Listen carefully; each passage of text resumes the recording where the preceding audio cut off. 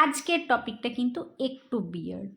হ্যাঁ, টয়লেট দেখে তোমরা ভাবছো যে কেন টয়লেট দেখাচ্ছি। তো এই বক্সটা অনেক এয়ারপোর্টেই প্রিটি কমন।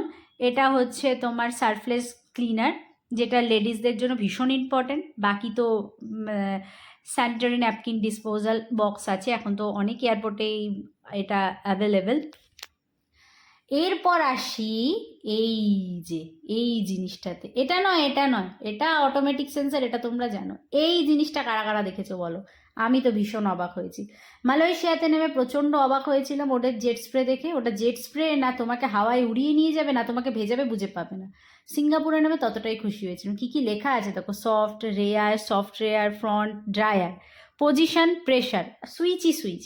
মানে মনে হবে না তুমি ওয়াশরুমে টয়লেট করতে বসেছো, তোমার মনে হবে যে তুমি কম্পিউটারে বসেছো। সুইচ টেপো, সব হয়ে যাবে। সুইচ তোমাকে সামনে, পেছন, ডাইনে বাইয়ে সব জায়গা ধুয়ে দেবে। পজিশন ওয়াইজ ধুয়ে দেবে। প্রেশার তুমি সিলেক্ট করবে, আবার শুকিয়েও দেবে। এর চেয়ে বেশি কি চাই ভাই? ওই যে ন্যাপকিনটা রেখেছে, আমি তো ভাবলাম ন্যাপকিনের দরকারই নেই ভাই। আমার মনে হচ্ছিল এই ওয়াশরুমেই থেকে যায়, এই ওয়াশরুমটা ইন্ডিয়ায় নিয়ে আসি। মানে আমি এই ওয়াশরুমে কম করে 20 মিনিট কাটিয়েছি শুধু দেখতে। সেন্সারও নিজে থেকেই দেখতে পাচ্ছে জল দিয়েছে, আমি কিন্তু জল দিইনি।